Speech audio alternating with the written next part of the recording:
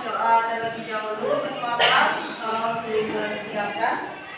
Kita pelajaran hari ini doa mulai.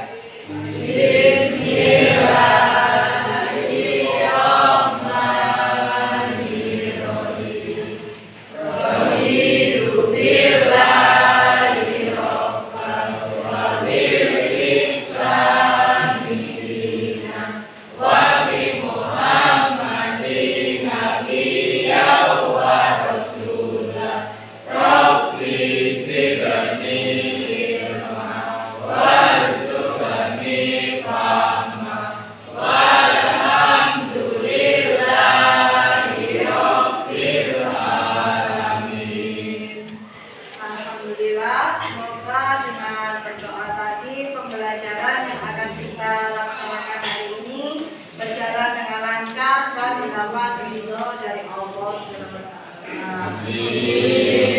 Selanjutnya kita membaca surat Al-Fil karena kemarin kita sudah membaca surat sebelumnya ya. Ayo ketua kelas dibimbing membaca surat Al-Fil.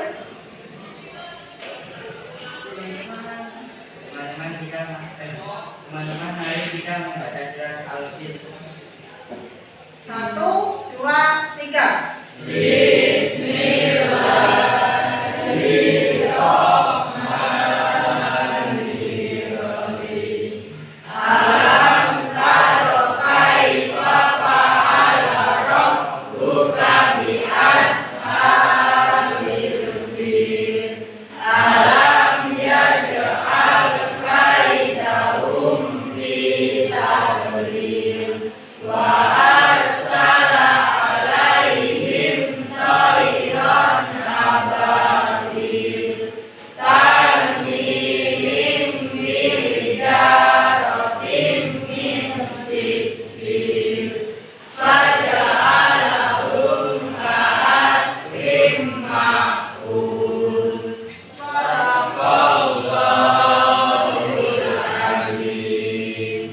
Sambil dihafalkan ya, semoga dengan kita hafal surat-surat pendek, insya Allah diberikan kemanfaatan oleh Allah, kita menjadi ahli Quran.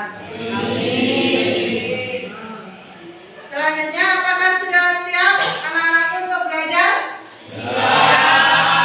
Alhamdulillah. Bika absen terlebih dahulu ya. Kira-kira siapa yang tidak hadir? Ada yang tidak hadir? Dimas, kenapa Dimas? Sakit. Oh, sakit. Yang biasanya bolak-balik ke kantin ke kamar mandi ini siapa ya? Yang biasanya izin ke kamar mandi ada yang masih di sini ya? Ada. Jangan gitu nak ya. Iya. Setelah itu tolong dipersiapkan untuk buku paketnya, untuk buku tulisnya dikeluarkan, HP-nya juga dikeluarkan. Semua membawa HP? Bawa. Alhamdulillah, semalam sudah berikan info ya di grup. Silakan dipersiapkan. Tempat duduknya tolong yang rapi. Kalau ada sampah di bawah bisa diambil. Karena menjaga kebersihan itu adalah sebagian dari iman ya. Ada hadisnya. An-nadhafatu minal iman. Menjaga kebersihan itu sebagian dari iman. Sudah siap? Ya. Alhamdulillah semuanya sudah bersih, sudah rapi, dan untuk bukunya sudah di mana nanti bukunya? Dikeluarkan kan?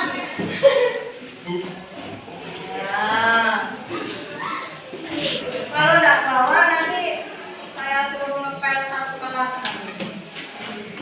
Anak-anakku untuk pembelajaran kali ini kita mengambil penilaian ada 2. Penilaian yang pertama yaitu penilaian diagnostik, yaitu penilaian tentang sikap kalian, tentang bagaimana sampai mengikuti pembelajaran kali ini. Dan yang kedua asesmen formatif, penilaian formatif. Nanti kalian akan membuat dalil mengenai perintah Allah untuk sujud.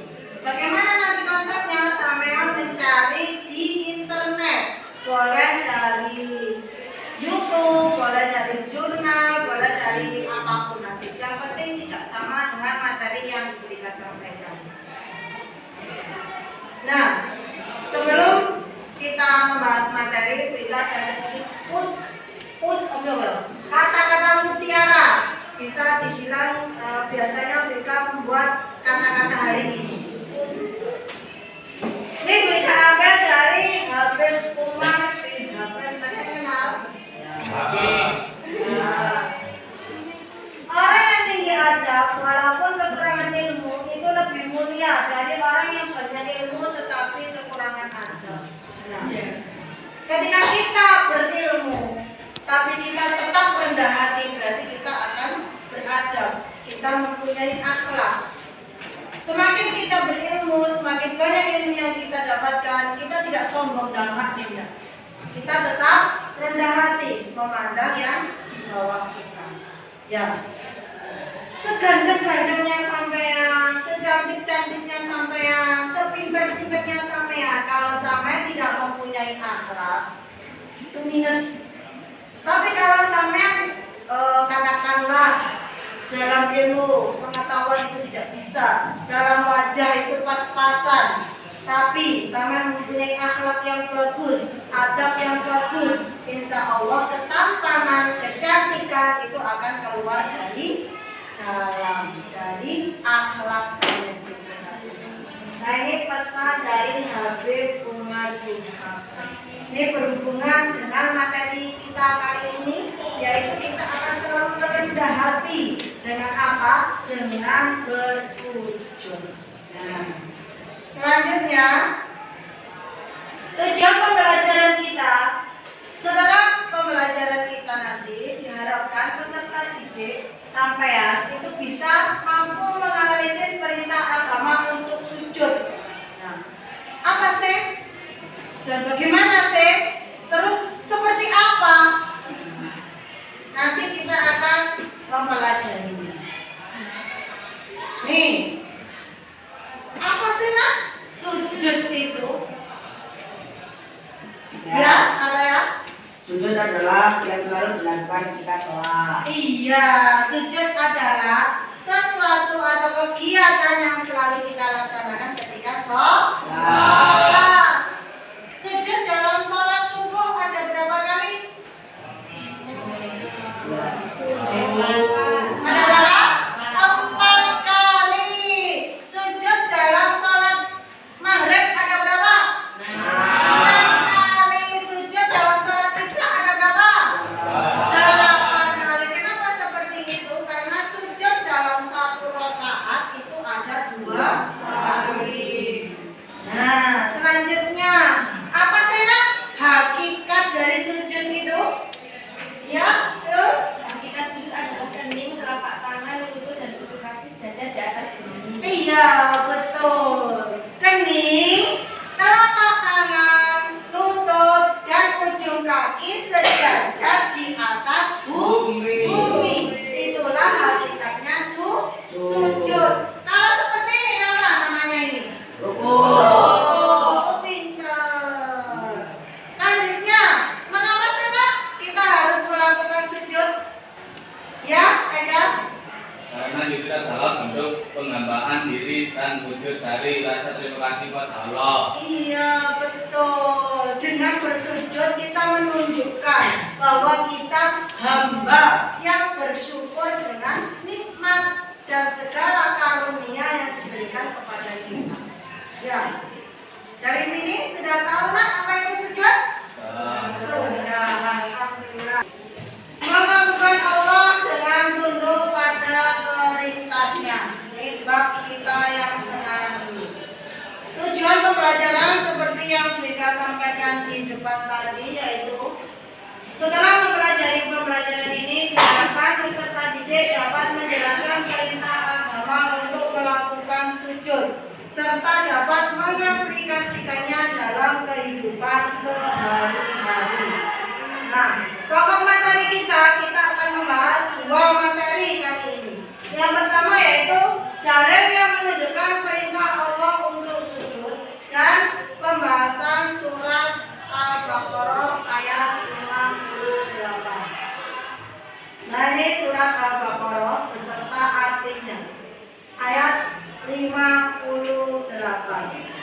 Nanti kita akan membaca bersama-sama dan kita hafalkan.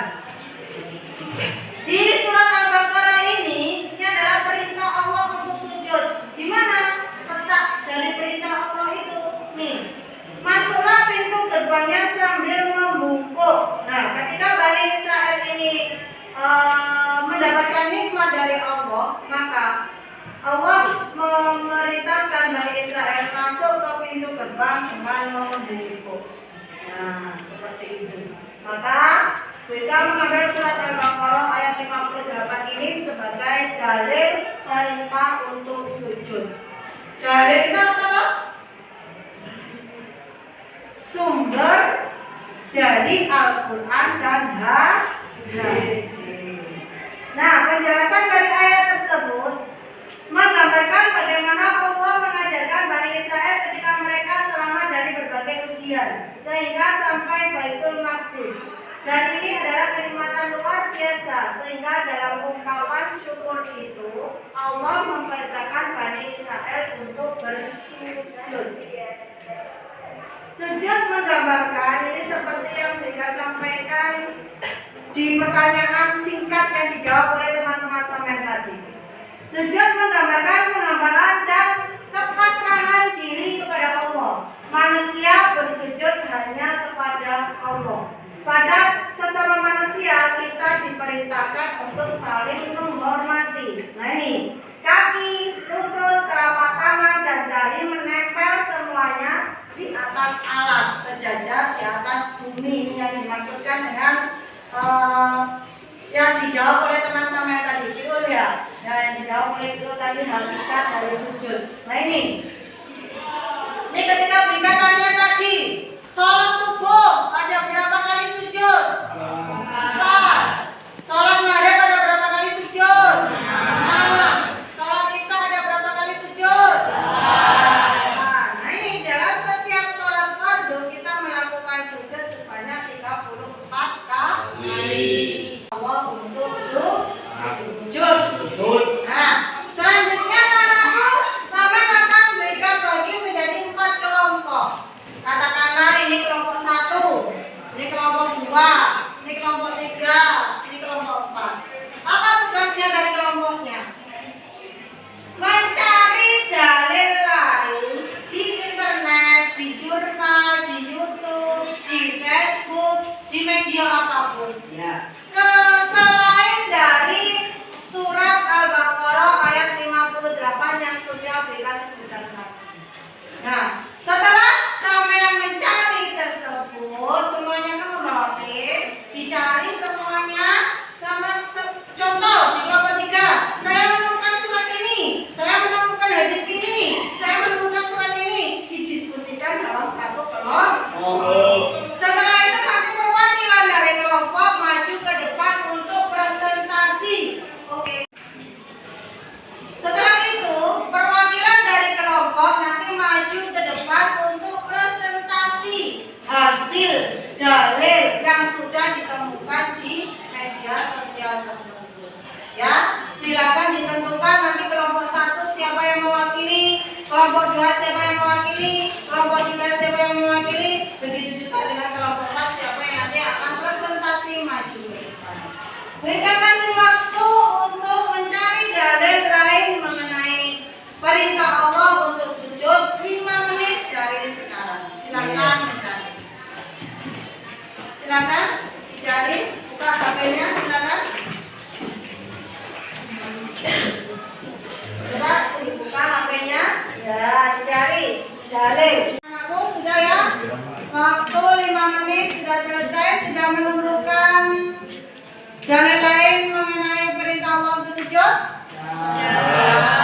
Berarti masing-masing kelompok sudah siap untuk presentasi ke depan.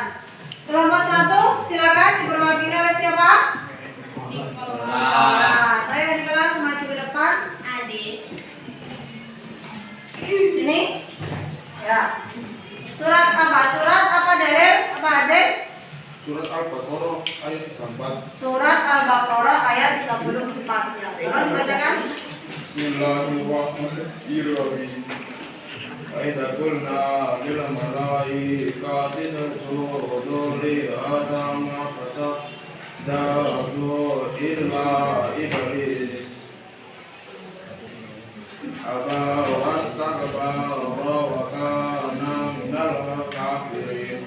Artinya, dan ingatlah ketika kamu berfirman kepada para malaikat, sujudlah kamu kepada Adam, maka mereka pun sujud kecuali iblis. Ia menolak dan menyombongkan diri, dan ia termasuk golongan yang kafir. Ya, kelompok 1 mendapatkan dalil mengenai sujud, perintah waktu sujud, yaitu surat Al-Baqarah ayat 34. Bagus, bisa dikasih tepuk tangan? Ya, kelas. Bagus, kelompok.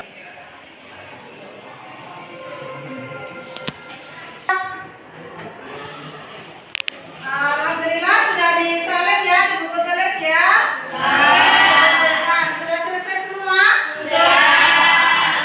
Alhamdulillah. Semuanya mengerjakan tugas tepat waktu, tanggung jawab. Nah, inilah ciri-ciri pelajar yang berakhlak, mempunyai tanggung jawab. Oke, selanjutnya seperti yang tertera di layar ini, bagaimana pembelajaran kali ini anak-anakku? Menyenangkan atau tidak? Semoga dengan pembelajaran yang menyenangkan ini bisa membawa manfaat untuk sampean, menjadi ilmu yang bermanfaat. Baik, mari kita ambil kesimpulan. Ada yang bisa mengambil kesimpulan untuk pelajaran kali ini? Ya, Nelia. Sujud menggambarkan penghambaan dan kepasrahan diri kepada Allah Subhanahu wa taala, sedangkan kepada sesama manusia kita diperintahkan untuk saling menghormati. Iya, kesimpulan pembelajaran kita kali ini adalah dengan bersujud kita menunjukkan bahwa kita itu adalah hambanya Allah. Dengan bersujud itu menunjukkan bahwa itu adalah wujud dari rasa syukur kita kepada Allah. Dan kepada orang lain kita bersujud tidak? Hah? Masa kepada manusia kita bersujud? Ya, kalau bersama manusia dengan manusia lainnya itu kita saling menghormati.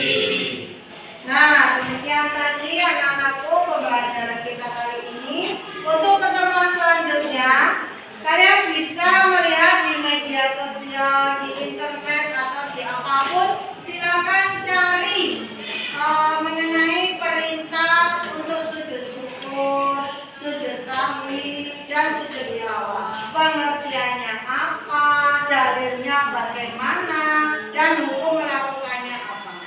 Silakan dicari. Pertemuan selanjutnya kita akan membahas tentang ketiga sujud itu. Dan 3 sujud itu adalah sujud yang dilakukan di luar sholat. Yang kita bahas tadi adalah sujud di dalam sholat. Untuk selanjutnya kita membahas sujud yang kita lakukan di luar sholat. Ya, tolong dipersiapkan ya. Ya. Sebelum kita akhiri pembelajaran kita, mari kita berdoa bersama-sama membaca doa kafaratul majlis. Bismillahirrahmanirrahim. Subhanakallahumma wa bihamdika asyhadu an la ilaha illa anta astaghfiruka wa atubu ilaik. Walhamdulillahi rabbil alamin. Alhamdulillah, mudah-mudahan sedikit yang kita sampaikan tadi bermanfaat untuk sampean, menjadi ilmu yang bermanfaat fitini wa dunya wal akhirah. Kesalahan banyak terdapat pada kita, mohon maaf. Assalamualaikum warahmatullahi wabarakatuh. Waalaikumsalam warahmatullahi wabarakatuh.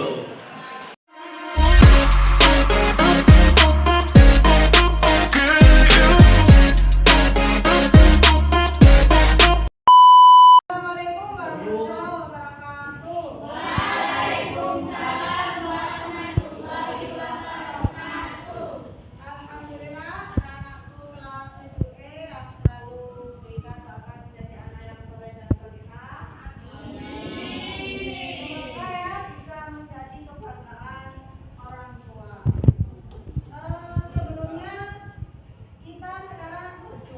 tidak di materi PAI ya. Sekarang kita akan di project P5.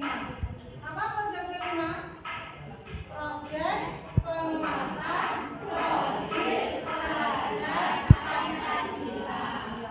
Sekarang kita berdoa terlebih dahulu supaya apa yang kita lakukan nanti berjalan dengan baik. Berdoa dipimpin ketua kelas. Ayo, Gino, tolong dipimpin. Doa mulai.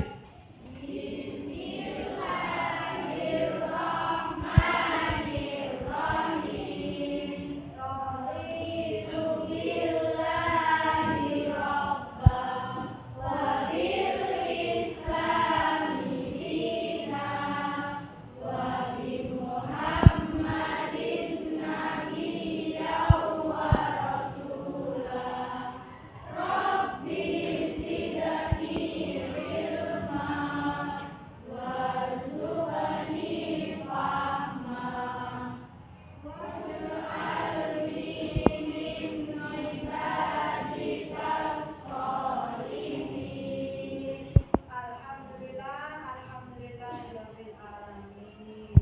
Oke, kok udah ada semangat nih? Ayo kita semangat. Tapo 1, tapo 2, tapo 3, tapo berkali-kali. Coba masih ingat apa tidak kemarin sudah diajari sebelum pengumuman kemarin lagu P5. Ayo coba sama gerakannya. Belajar Pancasila, beriman dan bertakwa pada Tuhan Yang Esa dan berakhlak mulia, berkebinekaan global, gotong royong mandiri, kreatif dan bernalar kritis.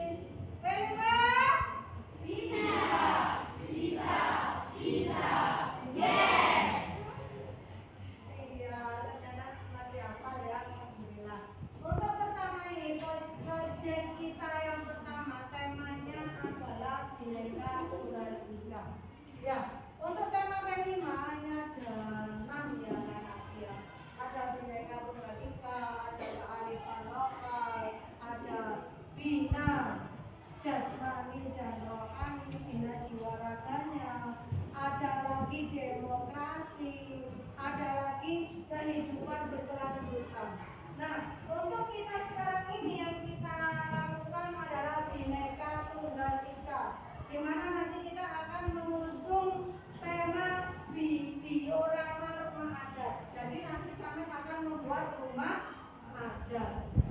Bagaimana? Ini selanjutnya kita akan melihat dulu apa sih Bhinneka Tunggal Ika itu. Nah, kalau dibacakan Kakak, apa sih Bhinneka Tunggal Ika itu? Ya itu dibaca coba. Kita semua bersaudara Bhinneka Tunggal Ika. Contoh kontekstualisasi skema diorama rumah adat, di mana peserta didik dapat membuat rumah adat dari bahan-bahan yang ada di sekitar, menceritakan dan mengenalkan rumah adat dari berbagai daerah di Indonesia. ya. Bhinneka Tunggal Ika itu artinya apa sih? Berbeda-beda tetap satu tujuan. Nah, kalau sampean sebelum kita tampilkan macam-macam rumah adat, ada nggak? Tahu nggak rumah adat Joglo itu yang bagaimana? Tahu nggak? Rumah adat yang ada di Minangkabau yang bagaimana? Tahu? Tahu. Kalau tahu nanti kita akan membuat dioramanya. Apa sih diorama itu? Nah, kita nanti akan membuat diorama rumah adat. Nanti sampean dapat yang kelompok berapa, sampean nanti membuat diorama apa, nanti kita tentukan. Ini diorama. Diorama adalah sejenis benda miniatur cilik. Untuk raka, kalau raka itu bukan miniatur. Ya. Kalau raka itu kan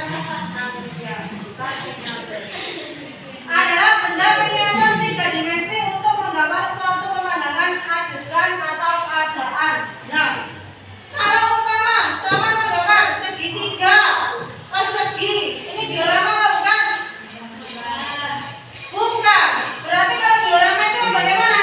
3 dimensi. Ini bisa kita ambil. Yang bisa dilihat dari sisi manapun, yaitu namanya diorama.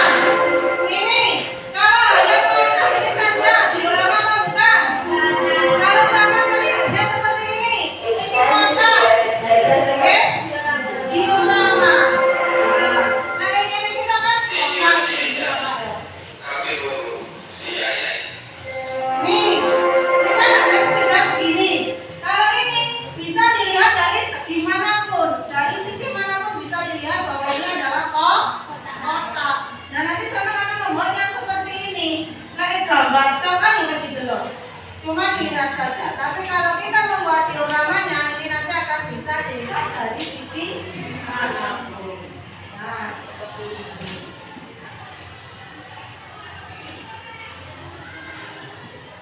Jenis diorama.